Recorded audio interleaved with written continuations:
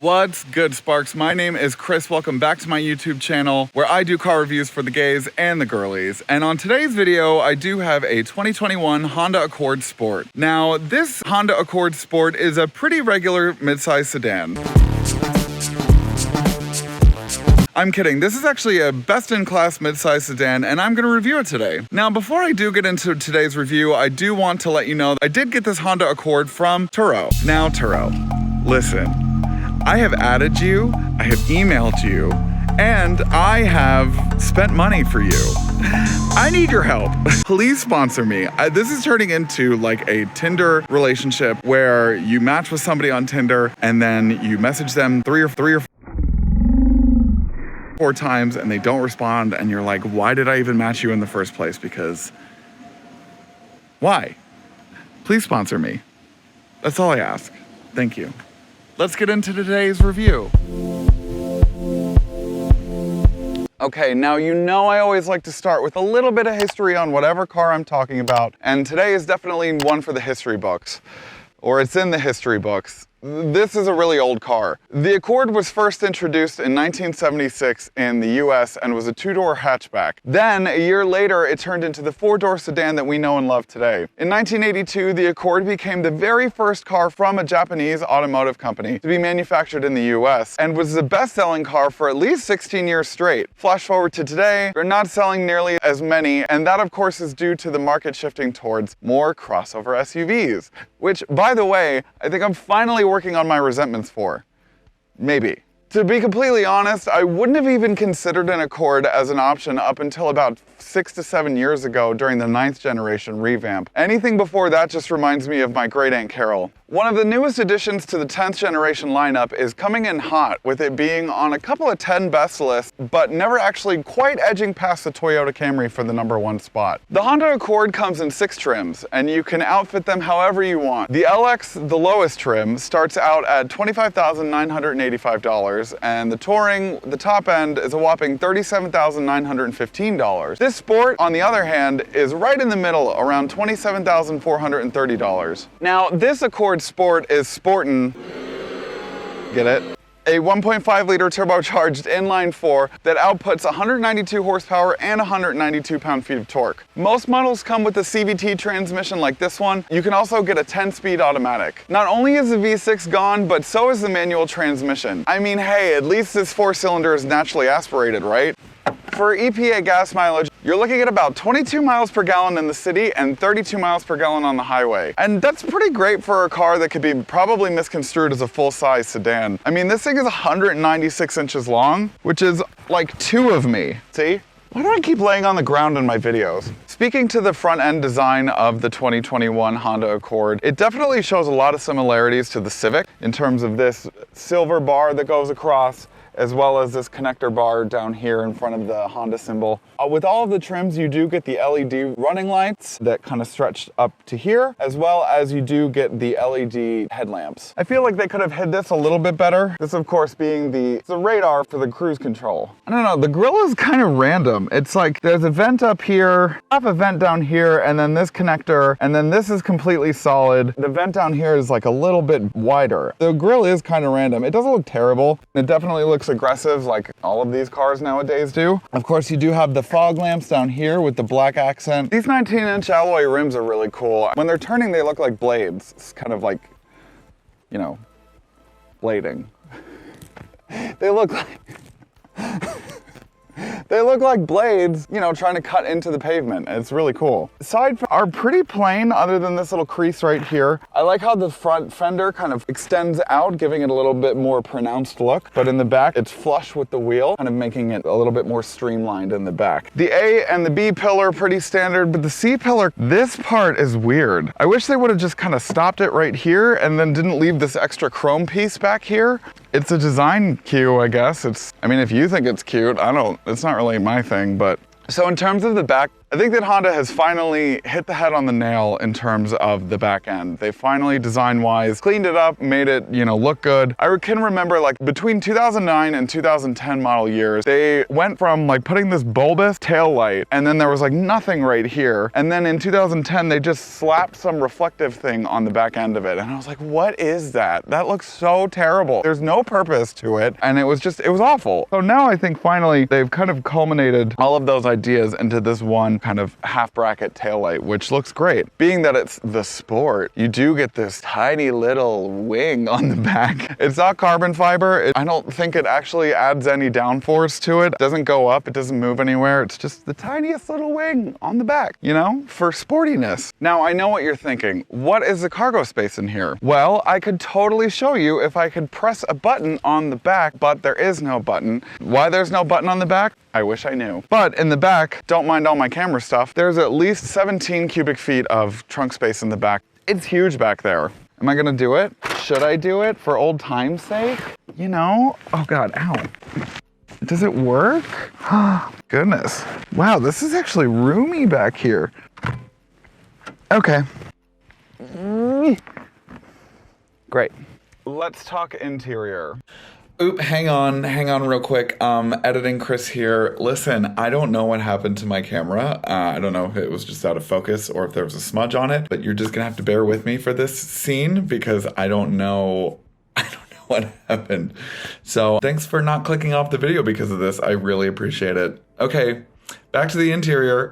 This is probably, I don't want to say boring, but it's boring. There's not much to it. I mean, the seats are comfortable, but the materials of the seats, this kind of like pleathery kind of plastic leather that is also on the center console is fine, but the cloth part of the seat is something left to be desired. I'll just say that. I don't know. It doesn't feel like any cloth I've ever felt before. Maybe it's recycled materials. Maybe they already started to do that. I don't know. It's not great to touch. I mean, luckily you're not touching it all the time, but it's not like the cutest thing to feel on your fingers. You do have a standard 8-inch infotainment system that is now standard with all of the 2021 and up models. That used to be an option and now it's standard. You do have dual zone automatic climate control. No heated seats in the Sport. I'm surprised. Obviously that's an option, but I'm surprised there's no heated seats in here. In here, you do have 2 USB ports and another power outlet that you can plug into. You can easily open and close this center box. In Honda Accords of the previous generations, I've had a lot of people break the center box thing because they didn't know how to open it because you had to pull it out and then there was a certain way that you pulled it out or you broke it. And after a while of owning it, it would break. But this one, you just push in and it'll pop up. You do have an electronic brake as well as brake hold, a sport button, and econ button, and then the bane of my existence, the automatic on-off button, which I will always keep off because I hate when my engine turns off at the light. Every Honda comes standard with the radar guided cruise control as well as the lane keep assist. You do have to pay extra for the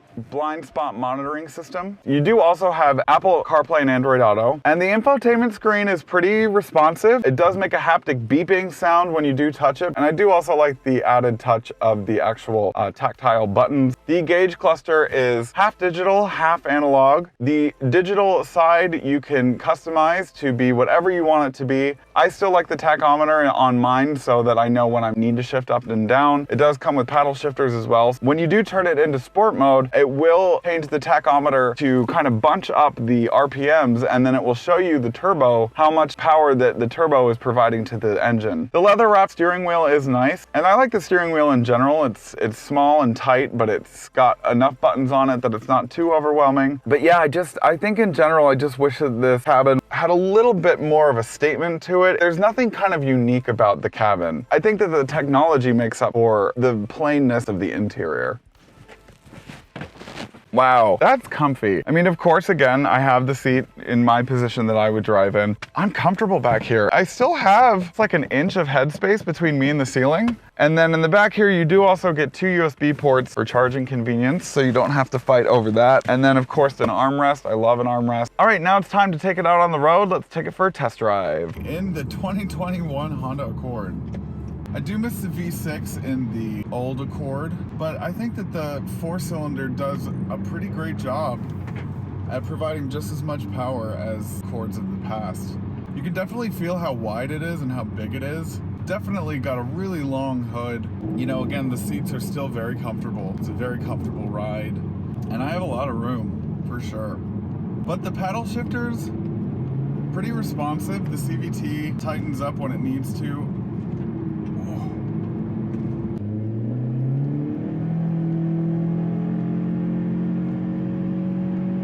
Even in normal mode, I mean, it's pretty quick, it's pretty zippy.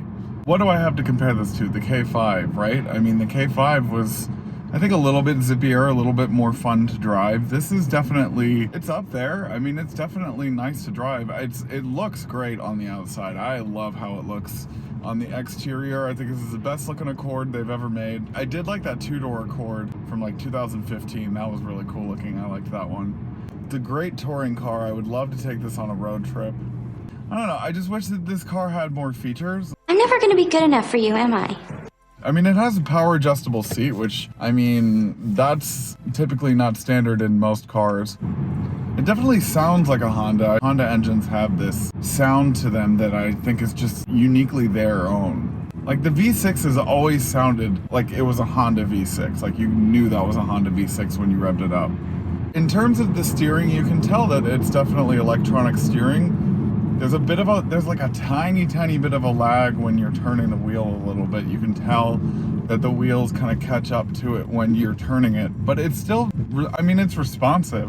If you put on the steering pilot and the lane keep assist, I don't think it's as, like my Elantra, for example, will keep you in the lane, and if you try to bump it out of the lane, it'll be like, no. But this one, you can easily overtake it. You can easily just like veer off the road if you wanted to. That's not really why I would be using it. Like I would be wanting it so that if I was veering a little bit, like it would bump me back. And it does do that, but you really have to be paying attention.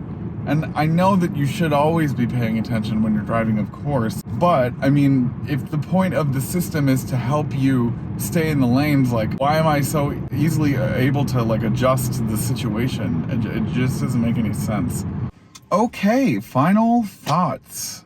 Yeah, I really like it. I really think that it's a very handsome exterior. I think it's a really cool, clean looking exterior. Maybe a little boring on the sides, but I think that definitely the front and the back look great. Because sometimes I don't really love like I used to have a Cadillac CTS. I hated the front end of it, but I loved the back end of it. The Elantra, like I love both the front and the end of it. And the same for this one. The interior is really comfortable. It's minimal. I mean, it's definitely plain. It's utilitarian. I'll say that. It's definitely utilitarian. But yeah, I like everything about this car. Ever since Honda started to kind of look like this, I've always been like, okay, yeah, I could totally, I mean, if I could drive a Hyundai, I could drive this. But yeah, I think I would totally go for this car, 100%, yeah. All right, well, don't forget to like, comment, and subscribe, and don't forget to smash that bell icon so that you get updates on whenever I upload videos. I don't have a schedule, but I'll post when I can. Thanks for watching. Till next time, Sparks. Bye now. Hey, Sparks. Thanks for watching today's video. If you want more Sparkplug TV content, click right here. Right here. You got two options. Choose one, or both.